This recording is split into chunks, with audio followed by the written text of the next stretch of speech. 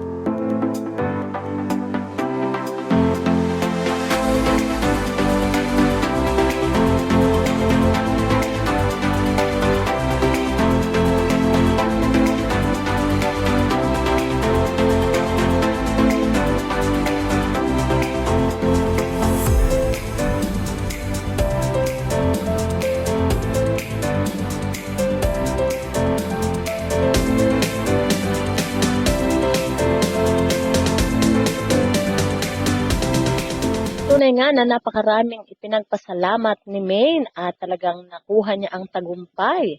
Pero ang pinaka-the best kay Maine ay ang pinakasalan niya, ang lalaking kanya talagang mahal.